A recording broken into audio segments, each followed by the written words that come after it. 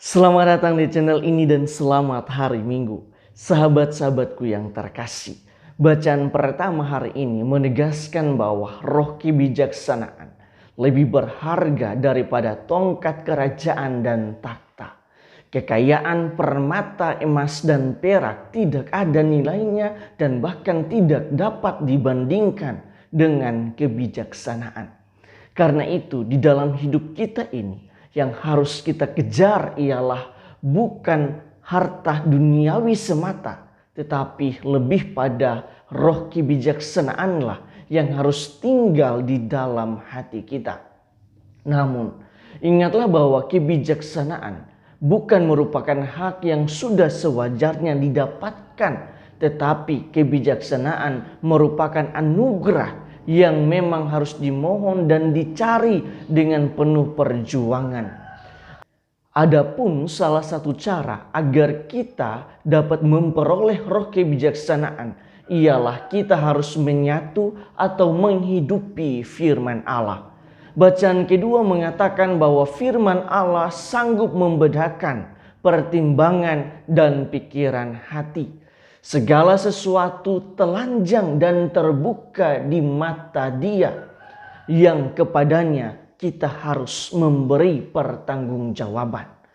Dalam arti tertentu firman Allah akan mengubah hati kita menjadi lebih bijaksana. Kita akan sampai pada titik itu jika hati kita terbuka kepada firman Allah. Selain itu, jika kita mampu menghidupi firman Allah, kita mampu untuk menyatu dengan firman Allah, maka hidup kita akan menyerupai Yesus sendiri. Menurut bacaan Injil, hidup yang menyerupai Yesus tidak hanya menaati hukum ataupun aturan-aturan keagamaan, tetapi mengikuti Yesus secara total sambil melepaskan segala sesuatu yang dapat merintangi kehidupan kita, termasuk harta kekayaan jika ia merintangi hubungan kita dengan Allah. Selama ini kita menganggap bahwa dengan menjalankan aturan-aturan agama ataupun aturan-aturan gereja, perintah-perintah gereja dengan baik, maka kita telah menjadi pengikut Kristus yang baik.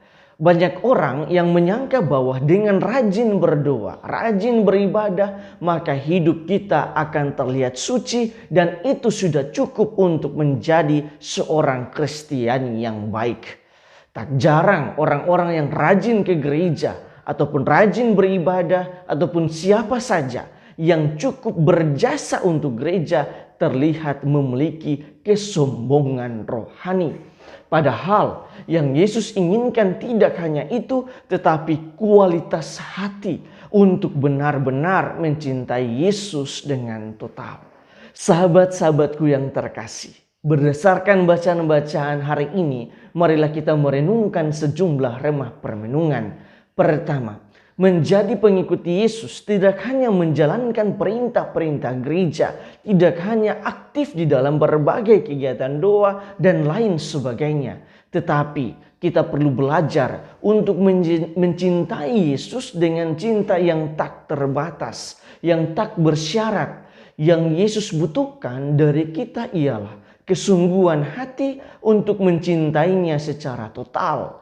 Artinya, kita harusnya mampu melepaskan ego diri kita dan memusatkan seluruh perhatian kita kepada Allah sendiri, bukan diri kitalah yang menjadi pusat kehidupan. Kedua, salah satu hal yang sering dilupakan manusia ialah sejauh apapun kita melangkah di dunia ini, sehebat apapun kita berkarya di dunia ini, ingatlah bahwa garis finishnya tetaplah kematian. Sebab dunia ini bukan rumah ataupun dunia ini bukan tujuan akhir dari hidup kita. Kita hanya singgah ataupun menumpang di dunia ini. Tetapi terkadang herannya manusia selalu bersikap seolah-olah ia akan memiliki dunia selama-lamanya. Padahal keberadaan kita di dunia ini adalah fana. Keabadian kita bukan di dunia ini.